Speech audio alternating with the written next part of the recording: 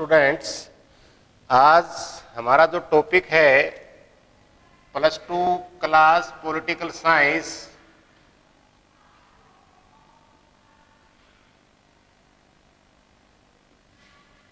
जो हम डिस्कस कर रहे थे पिछले वीडियो में फॉरेन पॉलिसी के बारे में, तो उसमें हमने देखा कि अपनी जो भारत की जो विदेश नीति है, उस विदेश नीति के आंतरिक और बाह्य कारक, विदेश नीति के उद्देश्य और विदेश नीति के जो प्रमुख सिद्धांत हैं, इसके बारे में हम उसके बारे में डिस्कस किया हमने।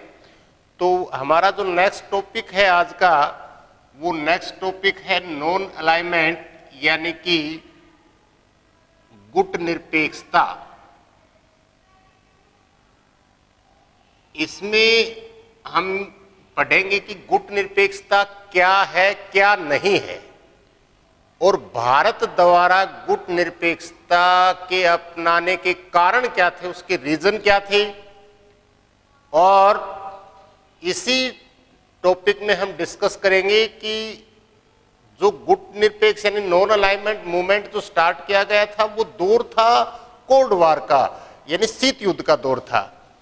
तो आज जो है 1991 में जो यूएसएसआर कोलैप्स हो गया, उसका विघटन हो गया, पूरा संसार जो है वो एक प्रकार से हम कह सकते हैं एक ध्रुवीय व्यवस्था कायम हो गई। और उस एक ध्रुवीय व्यवस्था में जो अमेरिका का जो एक प्रकार से वर्चस्व है, उसका दबदबा है, यानी कि हम ये कह सकते हैं कि 1945 टू 1991 ये जो दौर था, यहां उस दौर में यानी 1945 टू 1991 ये जो दौर था, उस दौर में जो पावर है, जो सत्ता है, वो बैलेंस ऑफ पावर रहा।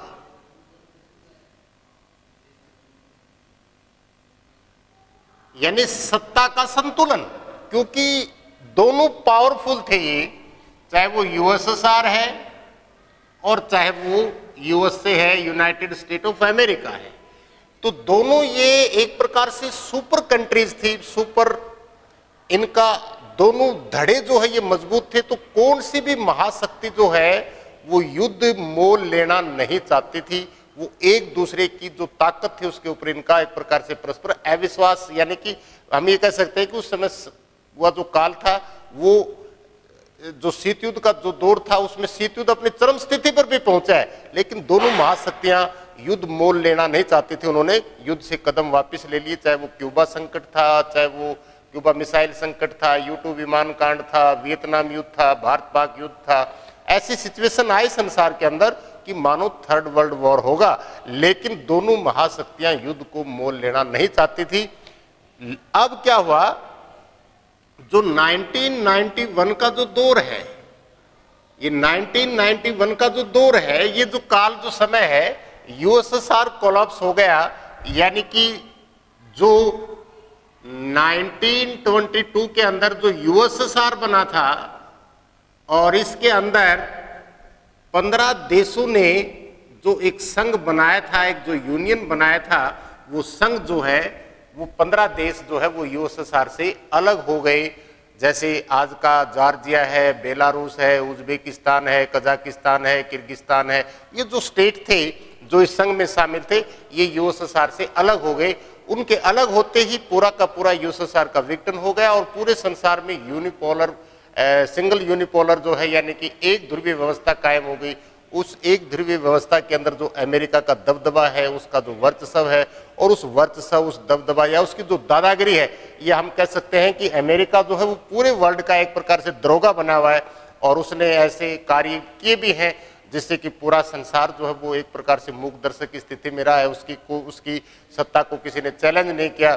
तो आज उस टॉपिक में ये भी देखेंगे कि उस एक ध्रुवीय व्यवस्था में जो गुट निरपेक्ष जो देशों का जो संगठन है, जिसमें 118 देश शामिल हैं, उनकी प्रासंगिकता क्या वर्तमान में वैसी ही है जैसे शीत युद्ध के दौरान थी, या उसकी प्रासंगिकता या उसका महत्व, ये चीजें उस तीनों टॉपिक में हम डिस्कस करेंगे।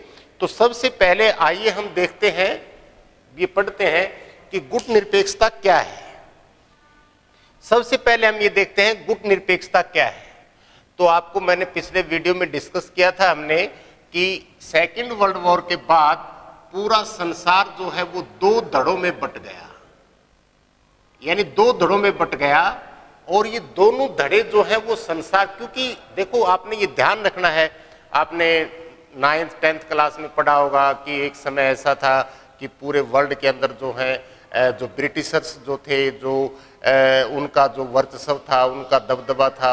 आपने ये भी सुना होगा कि उनके शासनकाल में सूर्य कभी अस्त नहीं हुआ, इतने भूभाग पर उनका अधिकार था ब्रिटिशर्स का। और लगभग 400 वर्षों तक, लगभग 400 वर्षों तक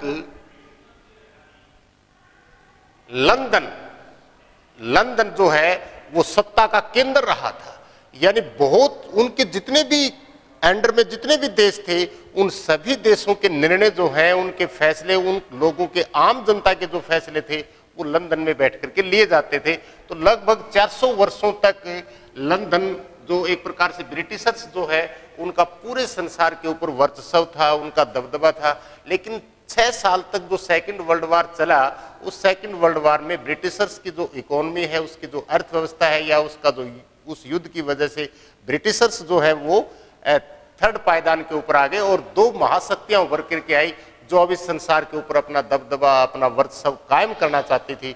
और वो दोनों महाशक्तियां थी यूएसए और यूएसएसआर,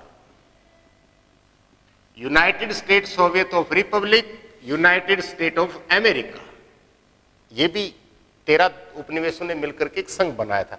अब ये दोनों महाशक्तियां अपने ज्यादा से ज्यादा क्षेत्र या अपने देशों को समर्थन में ला करके और वो संसार के ऊपर अपनी सत्ता कायम करना चाहती थी।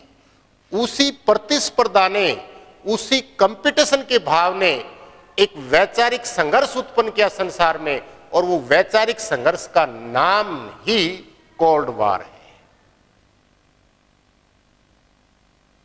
शीत युद्ध। ये शीत युद्ध क्या है? एक विचारिक संघर्ष था दोनों महाशक्तियों में। वास्तविक रूप से गोली एक भी नहीं चली। 46 ईयर तक रहा शीत युद्ध, 1945 टू 1991, 46 साल तक दोनों महाशक्तियों के बीच। यानी ये वो एक दूसरे को नीचा दिखाने का प्रयास करती थी। तो इस प्रकार, और अपने जासूस या गुप्तचर एजेंट भेज करके या दूसरे देशों का वो समर्थन हासिल करके, वो एक प्रकार से क्या था, वो नव उपनिवेशवाद को बढ़ावा दे रहे थे, अपने समर्थक राष्ट्रों को अपने फेवर में ला करके उनके रिसोर्सेज वगैरह है, उनके संसाधन जो है, उनके ऊपर अपना नियंत्रण कायम करना चाहते थे। तो यहां पर उस सिचुएशन में भारत आजाद हुआ, आपको पता है 1947 के अंदर इंडिया जो है एक इंडिपेंडेंट स्टेट बना। तो हमने स्वतंत्रता के बाद देखा कि भी हमने इंटरनेशनल पॉलिटिक्स के अंदर जो इंटरनेशनल इश्यूज वगैरह है उनमें पार्टिसिपेट करना है। एक नई पार्टी है हम भी, क्योंकि उससे पहले तो सारे फैसले ब्रिटिशर्स ले रहे थे हमारे। तो यहां हमने देखा कि कोल्ड वार स्टार्ट हुआ है। तो उस सिचुएशन में भारत की जो विदेश नीति है उसका प्रमुख सिद्धांत बन गया गुट निरपेक्षता, क्योंकि इन दोनों महाशक्तियों ने अपने अपने सैनिक संगठन बना लिए थे, अपने सैनिक संगठन बना लिए थे, अपने अपने सैनिक संगठन बनाए। जैसे यूएसए ने नाटो, सीएटो, सेंटो। इसी प्रकार उसका जवाब देने के लिए यूएसएसआर ने बनाया वार्सा पैक्ट।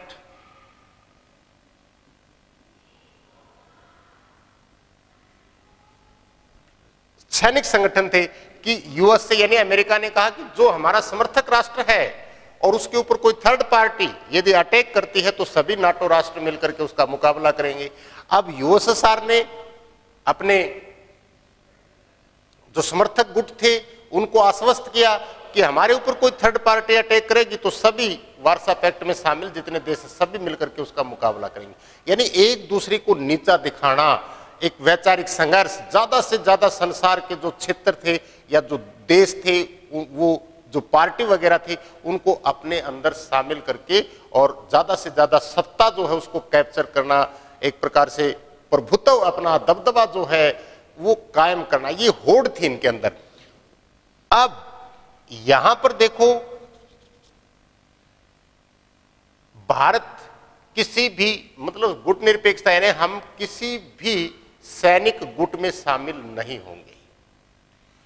अब यहां पर कुछ इतिहासकार ये कहते हैं कि क्या गुट निरपेक्षता अलगाव है,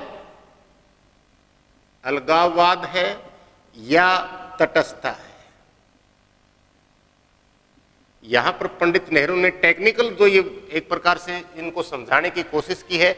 अलगाव का मतलब क्या है कि भाई हम जो इंटरनेशनल जो इशू हैं, चाहे वो टेररिस्ट का है या जैसे आज ग्लोबल वार्मिंग को लेकर के है या आतंकवाद को लेकर के है या जो पर्यावरण के अंदर जो विविधता उत्पन्न हुई है, पृथ्वी से बचाओ इस प्रकार, या एक पर मानव अधिकार है, रंग भेद के खिलाफ है, हम वो जो इशू होंगे वर्ल्ड के अंदर उनसे अलग थलग नहीं होंगे, उसमें हम स्वतंत्र निर्णय लेंगे और न ही हम संसार के जो मामले हैं उनमें मौन भूमिका निभाएंगे। तो न तो हम तटस्थ रहेंगे न अलगाव रहेंगे, बल्कि स्वतंत्र निर्णय लेंगे हम और स्वतंत्र अपनी राय प्रकट करेंगे। तो इस प्रकार भारत जो है गुट निरपेक्षता, जो एक प्रकार से हम कह सकते हैं किसी भी सैनिक गुट में हम शामिल नहीं होंगे। तो उसी समय आपको पता है सेकेंड वर्ल्ड वॉर के बाद बहुत से देश थे एशिया, अफ्रीका और लातिन अमेरिका के, उन देशों को आज़ादी मिली थी, उनका उभरता हुआ एक युग था, एक समय था। तो ये देश भी जो इनके फ्रीडम फाइटर थे, जो महत्वपूर्ण नेता थे, ये देश भी अपनी आज़ादी को खोना नहीं चाहते थे। तो इन देश के जो प्रमुख जो नेता थे, जो फ्रीडम फाइटर थे, जिनकी काफ़ी लोकप्रियता थी उस समय में, जो लोग उपनिवेशवाद के खिलाफ लड़े हुए थे, जैसे आपको पता है भारत के अंदर हम ऐसे फ्रीडम फाइटर जो हैं, जैसे भाई कांग्रेस पार्टी के अंदर जो एक प्रकार से महात्मा गांधी के नेतृत्व में देश आज़ाद हुआ, और भी बहुत से ऐसे लीडर थे, सरदार वल्लभ भाई पटेल थे या मौलाना आज़ाद थे, या हम कह सकते हैं कि भाई जो उग्र विचारों के लोग भी थे, सभी ने मिलकर के इनको, नेताजी सुभाष चंद्र बोस थे, उनको भी हम नहीं बुला सकते, फॉरवर्ड ब्लॉक बनाया कांग्रेस पार्टी से अलग होकर। तो उसी समय में जो अफ्रीका और एशिया के जो देश थे, उन देशों के जो महत्वपूर्ण जो लीडर थे, जो लोकप्रिय नेता जो थे, जो उस समय संसार की जो समस्याएं जो थी या जो सर्कमस्टांसेस वगैरह थे, उनके बारे में वो अपनी राय प्रकट करते थे। तो ऐसे एशिया और अफ्रीका के जो महत्वपूर्ण लीडर थे, वो लीडर जो है वो 1955 में एक स्थान है इंडोनेशिया देश के अंदर,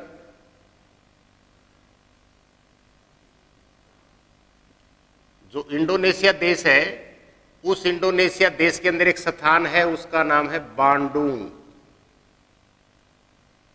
यहां पर उनकी मीटिंग होती है। उस मीटिंग में भारत के थे, इनके नाम आपने याद रखना है, भारत के थे पंडित जवाहरलाल नेहरू,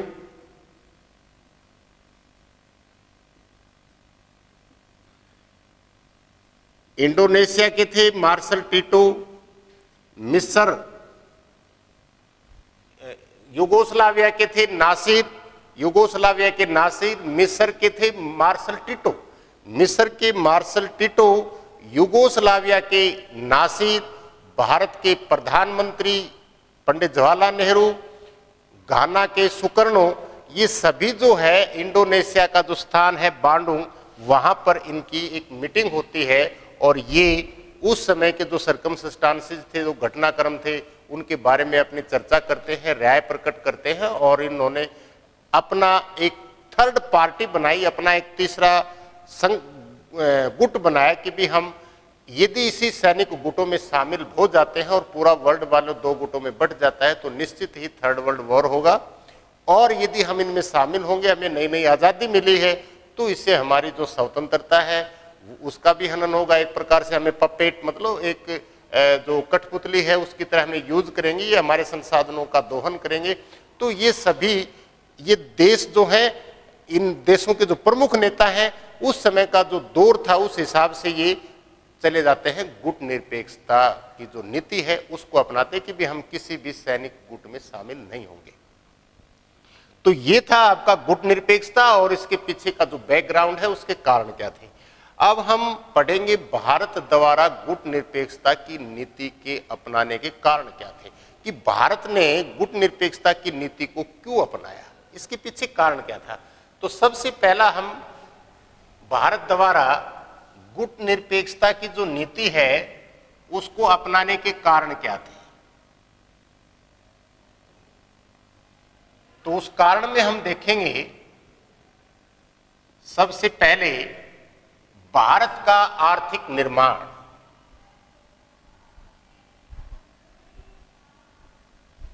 देखो, हमें नई नई आजादी मिली थी और आपको पता है लगभग 200 वर्षों तक भारत के ऊपर ब्रिटिशर्स की हुकूमत रहती है और उस दौर में अंग्रेजों ने भारत का खूब आर्थिक शोषण भी किया।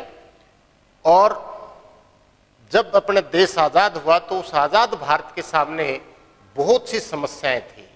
सबसे पहली जो समस्या जो थी, कृषि का पिछड़ापन था। मतलब भारत की 80% पॉपुलेशन जो है उस समय जो कृषि पर डिपेंडेंट थी और कृषि का परंपरागत ढांचा था। जिस साल मानसून अच्छी नहीं होती थी, फसल खराब हो जाती थी या नेचुरल डिजास्टर के कारण अकाल पड़ जाता था, लोग भूखे मरने की नौबत आ जाती थी। आजकल जो आप देखते हैं इरिगेशन सिस्टम वगैरह, जो कृषि का जो साइंटिफिक दृष्टिकोण है वो ऐसा नहीं था। नहरों का जाल नहीं बनाया गया था, बड़े बांध नहीं बनाए गए थे, तो लोगों का जीवन स्तर जो है वो काफी लो लेवल का था। भूखमरी, अकाल, बेरोजगारी, महामारी, मेडिकल फैसिलिटीज जो है वो अच्छी नहीं थी लोगों के पास। एजुकेशन का जो सिस्टम था वो पर्याप्त नहीं था। उस समय हम देखते हैं जो अपना इंडस्ट्रियल जो क्षेत्र था, जो औद्योगिक क्षेत्र था, वो भी ना के बराबर ही था। यदि इंडस्ट्रियल क्षेत्र डेवलप नहीं होगा तो लोगों को रोजगार कहां से मिलेगा, वो उनका जीवन स्तर कैसे सुधर सकता है। तो आर्थिक क्षेत्र में पिछड़ापन था बहुत ज्यादा। औद्योगिक रूप से हम पिछड़े हुए थे। कृषि का ढांचा जो है वो परंपरागत था, मानसून पर आधारित था। इरिगेशन सिस्टम को डेवलप नहीं किया गया था। फैसिलिटीज, मेडिकल फैसिलिटीज ना के बराबर थी।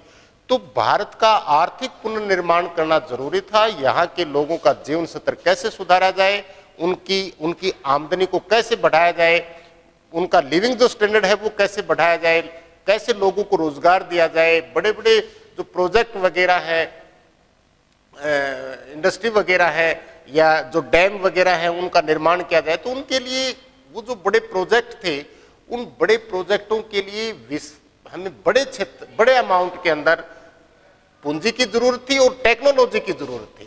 तो हमारे देश के अंदर दोनों चीजों का अभाव था उस समय, पूंजी और टेक्नोलॉजी दोनों का। और ये जो देश थे, चाहे वो यूएसए है और चाहे वो यूएसएसआर है, ये एडवांस थे उस समय। और इन देशों की जो टेक्नोलॉजी थी या वहां की जो कैपिटल वगैरह है या जो एक प्रकार हम कह सकते हैं पूंजी वगैरह, इन दोनों की जरूरत थी। यदि भारत किसी एक गुट में शामिल हो जाता, किसी एक गुट में शामिल हो जाता, तो स्वभावतः दूसरा गुट जो है वो नाराज हो जाता। और भारत के आर्थिक पुनर्निर्माण के लिए हमें दोनों देशों के सहयोग की जरूरत थी। इसलिए जो है भारत गुट निरपेक्षता की नीति को उसने अपनाया। दूसरा कारण था शांति का समर्थक है भारत।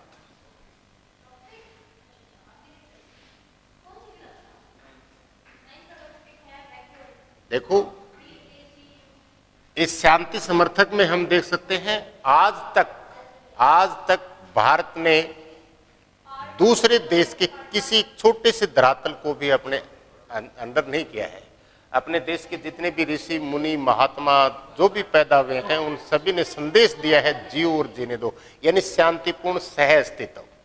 तो एक प्रकार से हम कह सकते हैं कि यदि भारत, आपको देखो थोड़ा, यदि भारत किसी भी एक गुट में शामिल हो जाता, तो क्योंकि ये जो गुट निरपेक्ष जो देश हैं, उन देशों में पॉपुलेशन आधार पर और ज्योग्राफिकल आधार पर सबसे बड़ा देश भारत है।